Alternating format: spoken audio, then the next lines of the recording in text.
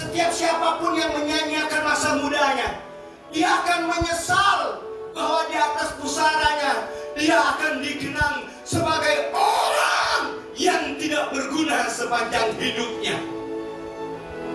Sahabat semua, sejarah sudah membuktikan bahwa orang-orang yang tidak bisa memilih untuk berubah, dia tergilas oleh keadaan. Dia akan menjadi orang yang menyesal bahwa nanti di masa tuanya dia tidak pernah meninggalkan karya sedikit pun dalam hidupnya. Bahkan ayahnya, ibunya hanya mampu meratapi semua kegagalan-kegagalan dalam pilihan hidup anaknya.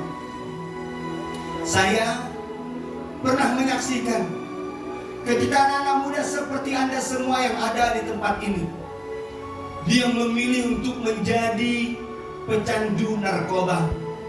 Maka saya jadi saksi, dia mati overdosis atas pilihan hidupnya. Saya pula pernah menyaksikan bagaimana seorang sahabat yang memilih seks bebas sebagai bagian dari hidupnya, dia harus nelangsa dan menyesal. Dia mati dengan penyakit kelaminnya, kencing nanah dari kemaluannya. Bahkan saya jadi saksi, 10 peluru menembus di tubuh seorang sahabat dan masuk penjara, mati ketika dia memilih menjadi seorang penjahat dalam hidupnya. Life is choice. Hidup adalah yang bermula dari huruf B, birth, kelahiran, dan berakhir dengan huruf D, death, kematian.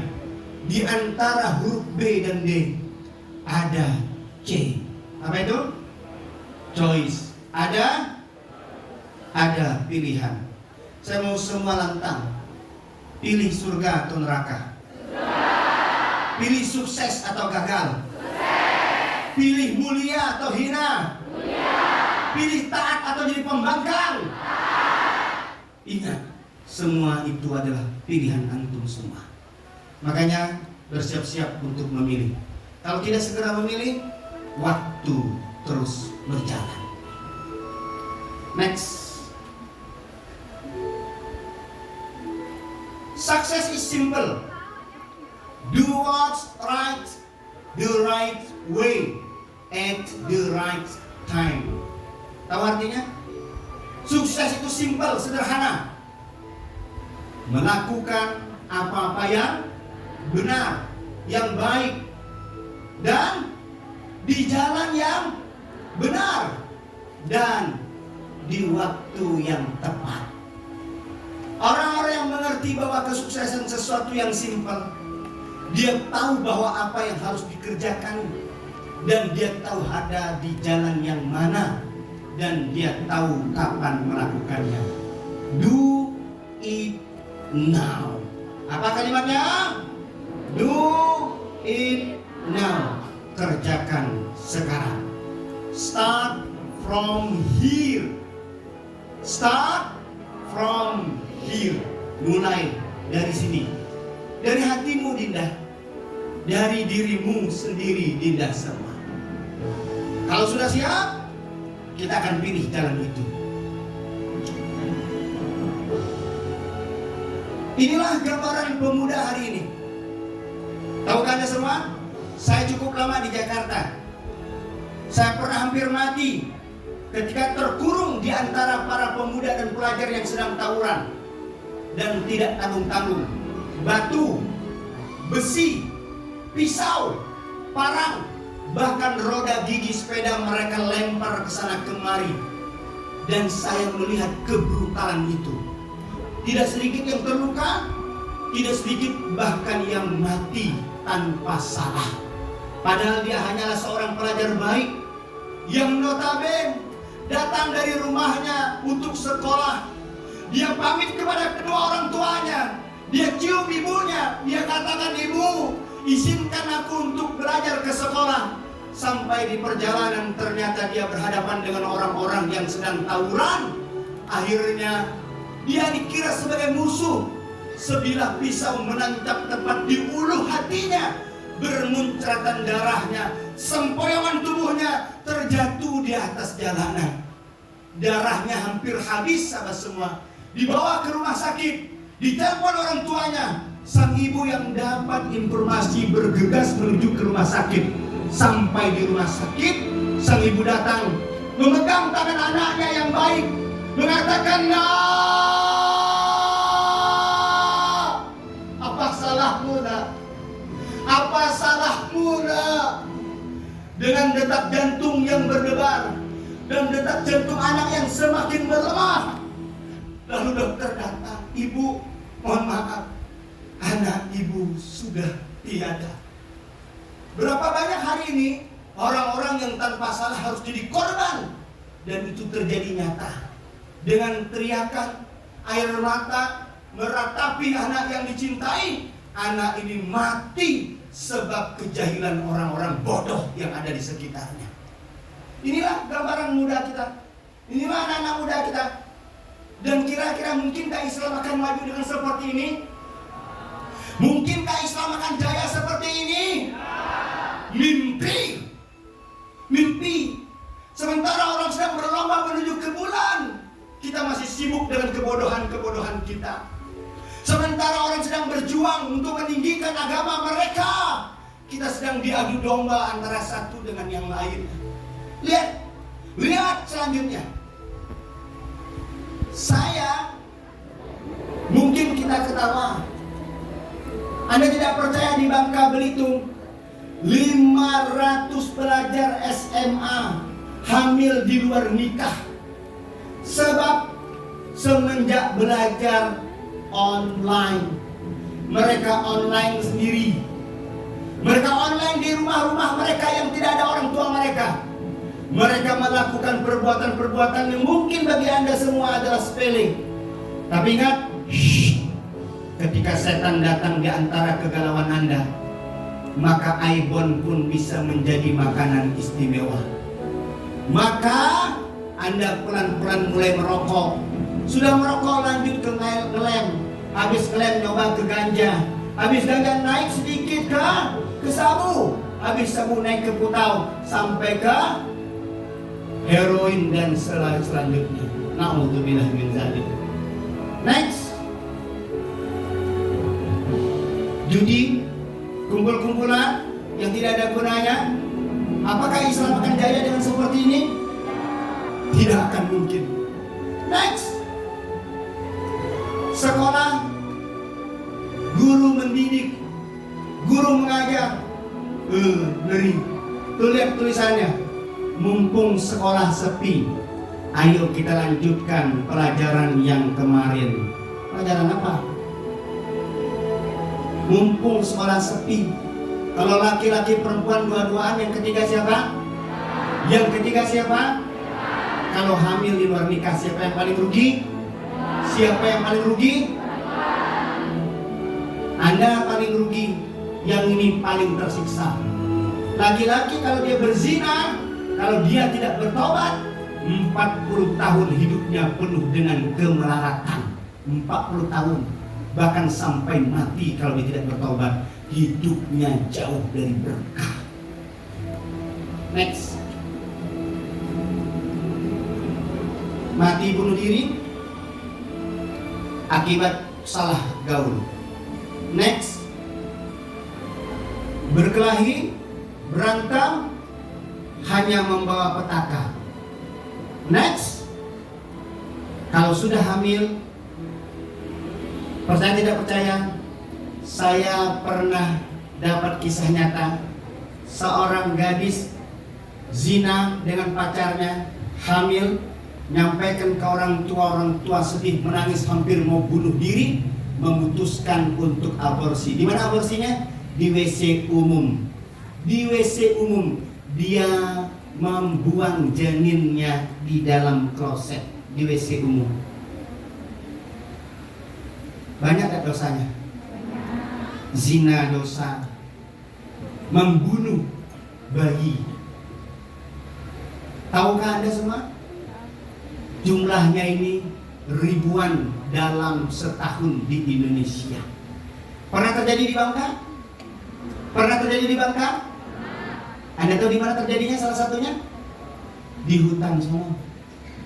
Di tempat ini. Dulu sebelum ada Darul Mahabbah. Mahabbah artinya cinta. Darun artinya tempat. Tahukah Anda? Tempat ini dulu didoakan, semoga lahir peradaban besar, agar generasi hari ini jadi yang baik. Dulu tempat ini tempat orang buang janin-janin bayi. Dulu sebelum ada pesantren ini, di bukit sana yang dikenal dengan istilah Bukit Dialova, ratusan bahkan ribuan alat kontrasepsi terbuang di sana. Dan itu dilakukan sebagai tanda pembuktian cinta. Betapa rusak generasi kita hari ini bila tidak segera kita perbaiki. Pernah Anda menyaksikan ada orang bunuh diri sambil dalam keadaan perutnya hamil? Saya pernah masuk dalam penjara lebih dari 20 kali, berhadapan dengan para pembunuh, berhadapan dengan pengidap HIV dan AIDS.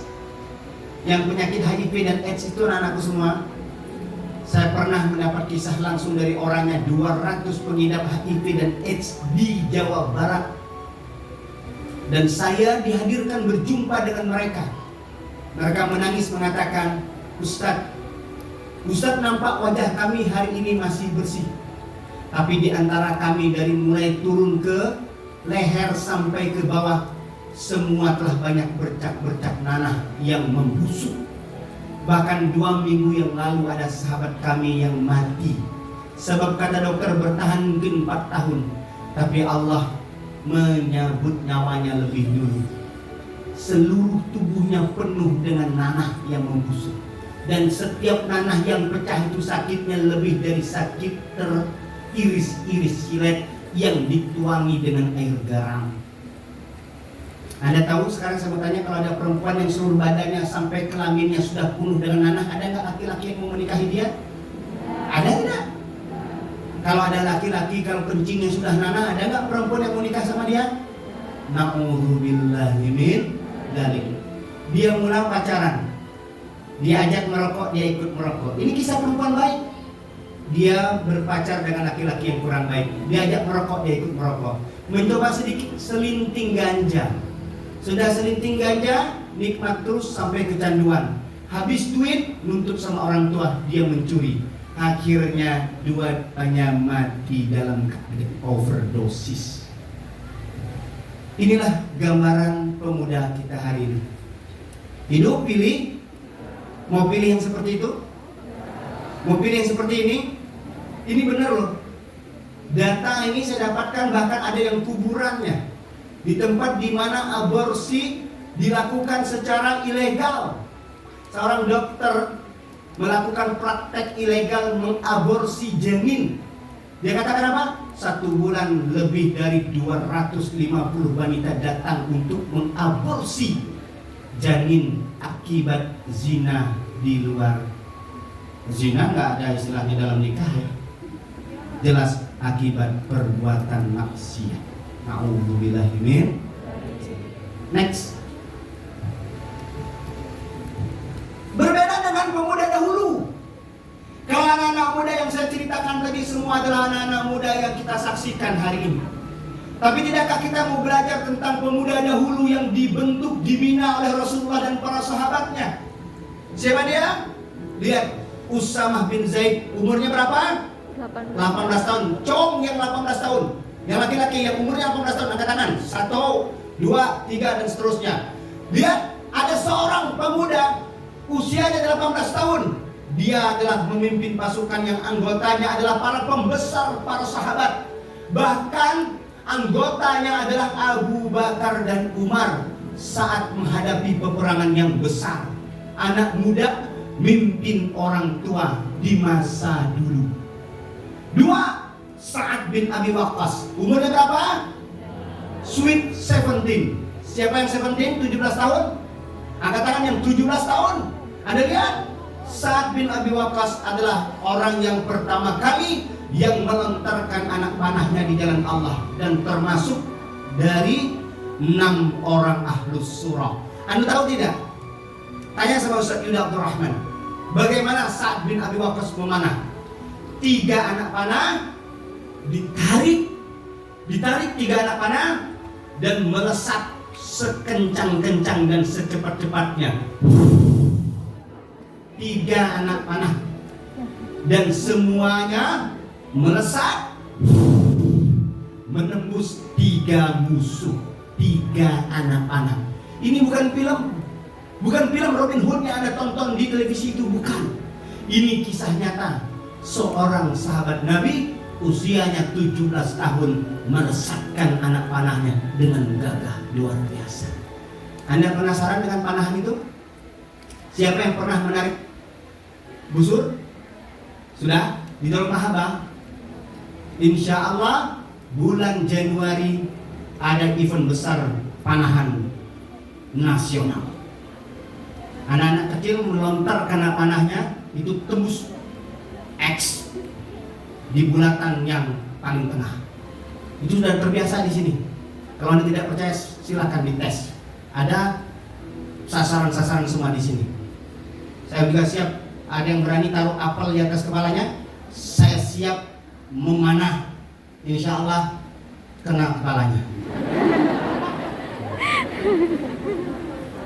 Tapi kalau percaya nanti dites. Next, Al-Arqam bin Abi Waqqas 16 tahun. Siapa yang 16 tahun? Lihat 16 tahun, lu bisa apa 16 tahun? Ada sekarang 16 tahun baru baca lem, itu pun lem glukol. Lem glukol, nyubeh-nyubeh lem kertas. Rupa pas terisep langsung pingsan. Padahal kayak kawannya, lu ngapa lihat gue? Kata kawannya ngapa? Lem. Lem apa? Glukol. Baru glukol. 16 tahun. La haula. Baru baca mulu orang bini. 16 tahun baru baca main TikTok. 16 tahun habis hari-harinya untuk apa? Hura-hura. Dan jelas nontonnya Ultraman. Nontonnya apa? Superman. La haula wala quwwata illa billah. Al-Arqam bin Abi Arqam 16 tahun menjadikan rumahnya sebagai markas dakwah Rasulullah sallallahu alaihi wasallam selama 13 tahun berturut-turut. Zubair bin Awam 15 tahun. 15 tahun. Siapa yang 15 tahun angkat tangan? Nih 15 tahun. 15 tahun. Kamu bisa apa? Hei anak muda, 15 tahun kamu bisa apa? Buya, aku baru mimpi basah. Baru bisa mimpi basah. La haula wala quwata illa billah. Zubair bin Awam adalah orang yang pertama kali menghunuskan pedangnya di jalan Allah, diakui oleh Rasulullah sallallahu alaihi wasallam sebagai hawarinya. Next, Zaid bin Sabit, berapa belas tahun umurnya? 13 tahun, angkat tangan. 13 tahun, SMP ya? SMP. Kencing lah lurus.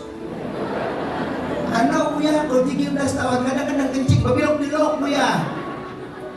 Ini Zaid bin Sabit, 13 tahun, penulis wahyu, kompeten. Orang yang dapat amanah menulis wahyu Allah, kalamullah. Luar biasa. Atab bin Uzaid, berapa tahun? 18 tahun, diangkat Rasulullah sallallahu alaihi wasallam sebagai apa? Sebagai gubernur kota Mekah. Luar biasa. 18 tahun, 18 tahun lah jadi gubernur. Kita 18 tahun baru pacak nak betunang. Betunang. Di mana betunangnya? Di hutan karet sambil ngaret. Bagus itu, masih mendingan. Mu'az bin Amr bin Jamuh 13 tahun dan Muawwis bin Afra 14. Siapa dia? Dia adalah yang dapat rezeki membunuh siapa? Abu Jahal, jenderal kaum musyrikin, ternyata mati di tangan anak muda. Siapa dia? Mu'az bin Amr bin Jamuh dan Muawwis bin Arfa. Masya Allah. Next, Talha bin Talha bin Ubaidullah berapa tahun? 16 tahun. Orang Arab yang paling mulia berbaiat untuk mati demi Rasulullah SAW pada perang Uhud, dan dia adalah tamengnya Rasulullah SAW. Muhammad Al-Fatih berapa umurnya? 22 tahun, menaklukkan Konstantinopel, ibu kota Romawi Timur, Bizantium. Siap-siap Muhammad Al-Fatih. 250.000 pasukannya. Dibawa berapa? 250.000 pasukannya. Anda tahu bagaimana 250.000 pasukan? Ini baru 2.000. Kebayang 250.000. Dari ujung sana sampai ke DKT itu lebih. Sampai Tanah Lapang lebih. 250.000 pasukannya. Dipimpin oleh siapa? Seorang anak muda berusia 22 tahun. Melawan siapa? Konstantinopel, kekuatan yang ratusan bahkan ribuan tahun tidak pernah tertaklukkan. Siap? Lampu matikan semua. Niru, niru lah.